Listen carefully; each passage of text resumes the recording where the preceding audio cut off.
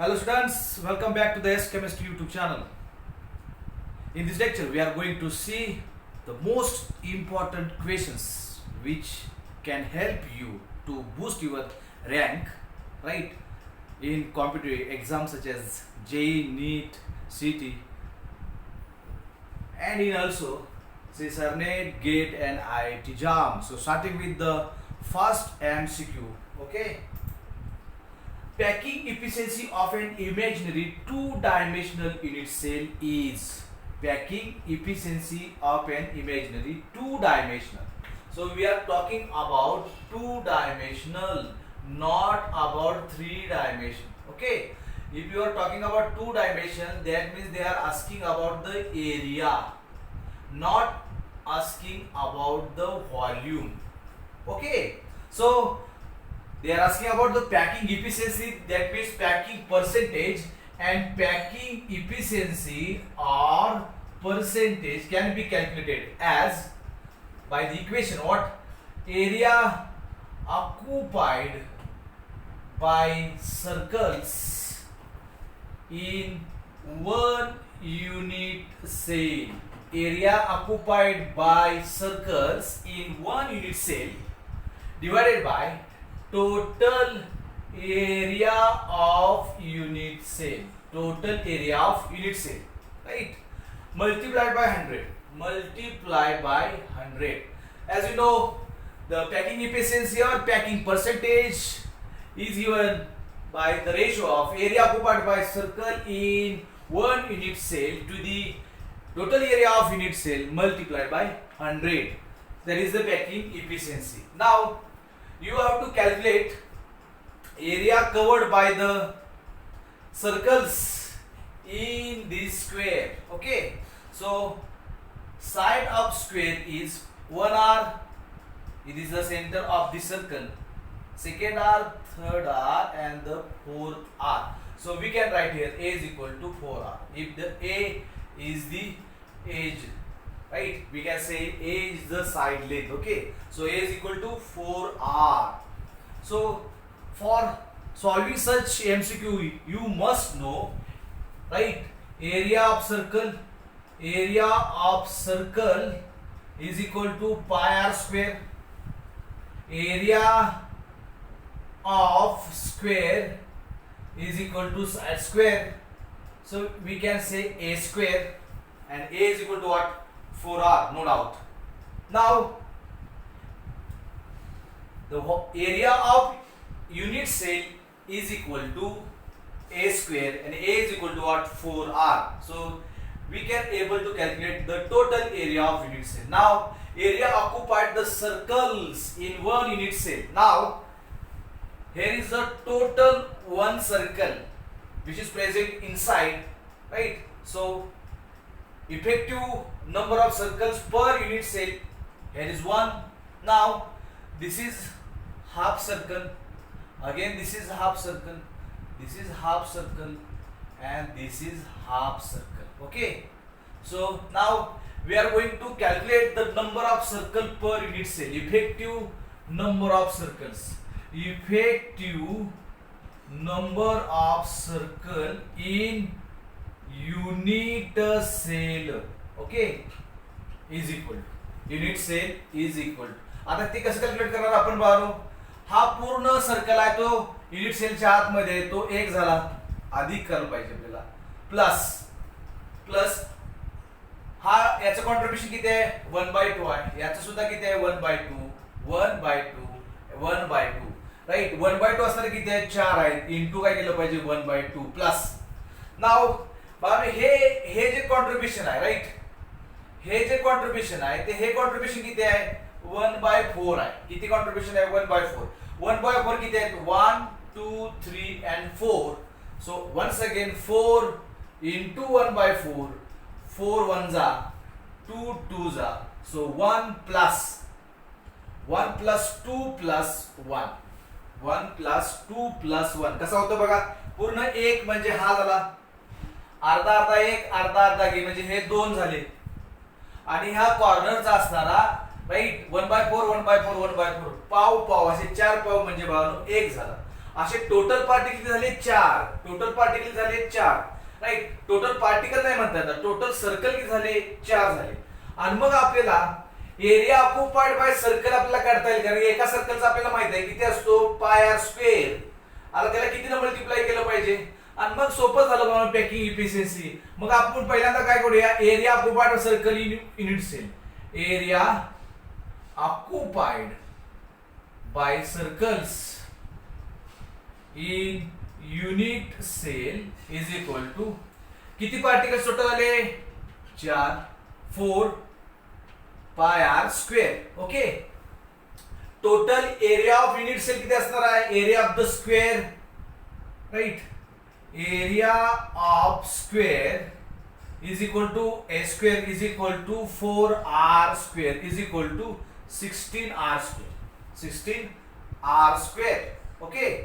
Now if you calculate packing efficiency, then it is easy to calculate packing efficiency, packing percentage is equal to, right, area occupied by circles in one unit cell. There are 4 circles, circle area pi r square, 4 into pi r square, we can write here 4 pi r square divided by total area of the square, that is unit cell, is equal to 16r square, 4 4s are, so we can write here r square get cancelled, pi upon 4, pi upon 4, so 3.14 divided by 4, it comes to be, right, 39, 68%, 74% and 78%. The answer is what, 0.78%. If you multiply it by 100, if you multiplied by 100, it comes to be 78.54%, right. मग हाच आपण यासारखाच आपण एक problem याच्या अगोदर बघितला होता packing efficiency मध्ये, आणि तो प्रॉब्लेम बाळानो असा होता, कसा होता बघा, राईट. हा एक पॉइंट आणि इथला एक पॉइंट, हे जर 4 पॉइंट आपण असे जोडले तर तयार काय होतो, स्क्वेअर तयार होतो. आणि याच्यातलं सुद्धा पॅकिंग इफिशियन्सी किती असते, स्क्वेअर क्लोज पॅक्ड आहे. याचा अर्थ आपण असं लिहू शकतो, स्क्वेअर क्लोज पॅक्ड स्ट्रक्चर मध्ये पॅकिंग इफिशियन्सी किती असते, 78. ओके, 78 रफली वी कॅन से 78%. ओके. आणि मग वाईड किती असणार आहे स्क्वेअर क्लोज पॅक्ड मध्ये, वाईड असणार आहे 100 - 78 इज इक्वल टू 22%. याचा अर्थ ही जी रिकामी जागा आहे, ही रिकामी जागा ह्या गिवन युनिट सेल मध्ये किती आहे, ही रिकामी जागा गिवन युनिट सेल मध्ये आहे बाळानो 22%. किती आहे, 22%. Now we are going to next and most important another MCQ, right. बघूया काय, बघा बरं काय next MCQ. Again 2 dimensional imaginary unit cell दिलेले आहे. तुम्हाला त्याचं काय विचारलेलं आहे, पॅकिंग इफिशियन्सी विचारलेलं आहे.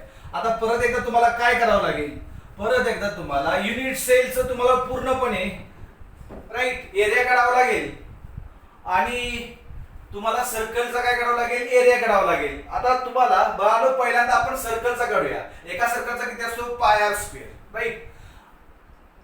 सर्कल किती आहेत हे आपल्याला पहिल्यांदा काढावं लागेल. Number of circle in one unit cell, right. Number of circle in one unit cell. हा जो मी एरिया दाखवलेला आहे तो एरिया एका सर्कलचा कितवा भाग आहे, राईट. हा जो अँगल असतो तो बाहेर किती अँगल असतो, जर मी हे पॉइंट मी जोडले, बघा काय म्हणतोय मी, हा मधला पॉइंट मी पकडला, राईट. तर हे काय तयार झालं, ट्रायंगल तयार झालं. कसलं ट्रायंगल तयार झालं, equilateral triangle, equilateral triangle, equilateral triangle. Okay. तर इक्विलॅटरल ट्रायंगलचा अँगल किती असतो बघा, इक्विलॅटरल ट्रायंगल अँगल किती असतो, 60. किती असतो, 60. ओके. मग इकडचा 60 आणि इकडचा 60 किती झाला, राईट. इथून मी हा पॉइंट जोडला, हा 60 आणि हा 60 म्हणजे किती झाला, 120 झाला. म्हणजे हा जो अँगल असतो तो किती असतो, 120 टोटल, बरोबर. तर बाळांनो या सर्कलचे जर मी 3 पार्ट केले बरोबर, राईट, 120 डिग्री, हा 120 असणार, हा 120 डिग्री असणार आहे. राईट. म्हणजे पूर्ण सर्कल 360, आउट ऑफ विच इथे किती आहे 120, म्हणजे कितवा भाग आहे 1/3, म्हणजे कितवा भाग आहे 1/3, 1/3 भाग आहे. असे किती सर्कल आहेत राईट 6 सर्कल आहेत. म्हणजे आपल्याला काय करायला पाहिजे total number of circles, total number of circles in one unit cell, one unit cell is equal to okay. असे सर्कल किती आहेत 6. एका सर्कलचा भाग किती आहे 1/3 प्लस हा मध्यभागी जो सर्कल आहे तो पूर्णपणे आहे म्हणजे 1 3 2 जा 3 2 जा. मग बाळांनो तुम्हाला सोपं झालं. एक total area occupied by circles in one unit cell, आणि मग आपल्याला असं लिहिता येईल area occupied by circles in one unit cell is equal to, in one unit cell is equal to काय लिहिता येईल आपल्याला इज इक्वल टू असं लिहिता येईल. किती टोटल सर्कल आहे झाले सर हे झाले किती 2 झाले, हा एक झाला 3 झाले म्हणजे 3. इथं काय म्हणणार एका सर्कलचा किती असतो पाय आर स्क्वेअर, 3 सर्कलचा किती असणार 3 पाय आर स्क्वेअर. आता आपल्याला काय करायचं आहे टोटल युनिट सेलचा आपल्याला एरिया काढायचा आहे. कसं काढणार आपण एरिया बघा बरं. हा कसला ट्रायंगल आहे इक्विलॅटरल ट्रायंगल आहे. असे किती ट्रायंगल बनतील 2 3 4 5 आणि 6, म्हणजे 1 2 3 4 5 आणि 6 ट्रायंगल बनतील. आता ते 6 चे 6 ट्रायंगल कसे असणार आहेत सेमच असणार आहेत. मग मी याला नाव देतो A B C D E F असे नाव देतो. मधला जो पॉइंट आहे त्याला मी ओ नाव देतो. एका ट्रायंगलचा जर आपण एरिया काढला तर आपल्याला मल्टिप्लाय जर 6 न केलं तर आपल्या टोटल युनिट सेलचा काय निघेल एरिया निघेल. Very simple. आता इक्विलॅटरल ट्रायंगलचा एरिया ऑफ इक्विलॅटरल ट्रायंगल कसा काढतात.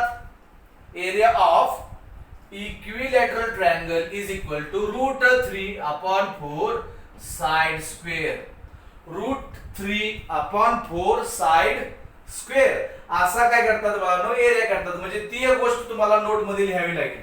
Area of equilateral triangle is equal to √3/4 side square असा आपल्याला काढावा लागतो. आता इक्विलॅटरल ट्रायंगल किती आहेत 6 आहेत. म्हणजे मग सोपं झालं. काय सोपं झालं मग आपण असं म्हणूया total area of unit cell, total area of hexagon is equal to 6 into equilateral ट्रायंगलचा किती असतो असे 6 इक्विलॅटरल ट्रायंगल आहेत म्हणजे √3/4 साइड स्क्वेअर. आता साइड आपल्याला काढायचे. साइड काढणं किती सोपं आहे बघा. इथून इथपर्यंत डिस्टन्स किती असणार r, इथून इथं किती असणार r, इथून इथपर्यंत असणार r, इथून इथं असणार r, म्हणजे किती r 2r. कुठलीही साइड बघितली तर ती 2r असणार आहे 2r स्क्वेअर.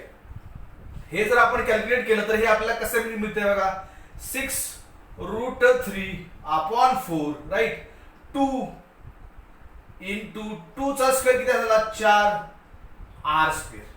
त्यामुळे 4 ला 4 काय होईल कॅन्सल होईल आणि हे आपलं उत्तर किती मिळेल 6√3r square. 6√3r square 6√3r square. Very simple. आणि मग आपल्याला काय करता येईल पॅकिंग इफिशियन्सी आपल्याला काढता येईल. Packing efficiency or packing percentage you have to multiply by 100. Okay. Total area occupied by the circle किती आहे 3 pi r square.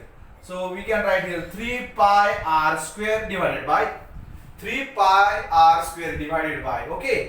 And total area of hexagon किती आला 6√3 pi √3r square 6√3r square. r square ला काय होईल cancel 3 2 जा काय होईल okay. So answer should be pi upon 2√3 3.14 divided by 2 into √3 किती येतं 1.732 it comes to be. हे जर आपण कॅल्क्युलेट केलं काय इझिली आपल्याला हे कॅल्क्युलेट करता येईल. हे जर कॅल्क्युलेट केलं तर बाळांनो त्याचं उत्तर किती येतं मल्टिप्लाय बाय 100 ने केलं तर त्याचं उत्तर येतं बाळांनो 90.6%. 90.6 आहे का कुठं 90.6% त्याचं काय येतं बाळांनो आन्सर येतं. हाच प्रश्न काय करता येईल हाच प्रश्न थोडासा मॉडिफाय करता येईल. हा प्रश्न कसा मॉडिफाय करता येईल बघा. Very simple. जर मी काय केलं हे एक सर्कल मी दाखवलं नाही, हे एक सर्कल मी दाखवलं नाही आणि हे एक सर्कल मी दाखवलं नाही, तर काय होईल, 3 सर्कल निघून गेले, म्हणजे हा जो 1/3 पार्ट आहे 3 सर्कलचा निघून गेला. टोटल 6 पैकी किती मानायचे मग 3. टोटल 6 पैकी जर मी 3 मानले, राईट, तर इथं 3 सर्कल होतील, 1/3 पार्ट असणार, कारण की हे एक सर्कल नसणार आहे, हे एक सर्कल नसणार आहे आणि हे एक सर्कल नसणार आहे, बरोबर आहे. तर 1 येईल इथं, 1 + 1 किती येईल, 2 पार्टिकल्स येतील, राईट. म्हणजे 3 पार्टिकलच्या ऐवजी किती पार्टिकल्स येतील, 2 पार्टिकल्स येतील. 3 पार्टिकलच्या ऐवजी किती पार्टिकल येतील, 2 पार्टिकल येतील. 2 3 जा 6, म्हणजे इथं 3 येईल, इथं 3 येईल, इथं 3. कॅल्क्युलेशन फक्त बदलेल. मला सांगा, क्रिस्टल तोच आहे. जर 3 पार्टिकलला 90 किंवा 91% येत असेल, 3 पार्टिकलला 91% जर येत असेल, तर 2 पार्टिकलला किती यायला पाहिजे, व्हेरी सिंपल, 60च यायला पाहिजे. हे जर तुम्ही कॅल्क्युलेट केलं तर त्याचं उत्तर किती येईल, 60%. आता हे कसं आहे, हेक्सागोनल, राईट, 2 डायमेन्शनल आहे. म्हणजे तुम्हाला बघालो, आता जे आपण 2 MCQ बघितले त्याच्यावर तुम्हाला काय कळलं, 2 dimensional, square close packed 2 dimensional आणि hexagonal close packed 2 dimensional.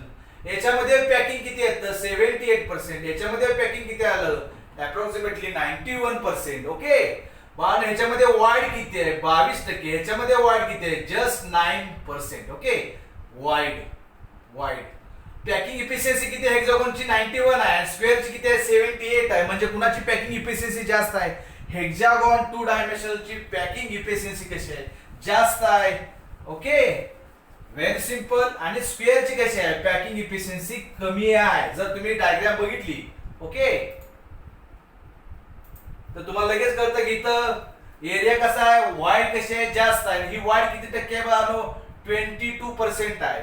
Hexagon मध्ये किती आहे, हेक्सागोन मधली ही जी वाईड राहिलेली आहे ती वाईड किती आहे बाळांनो, just 9%. How much percent, 9%. Okay, I hope you should understand all these packing efficiency about square close packed 2 dimensional, hexagonal close packed 2 dimensional. Thank you so much for watching.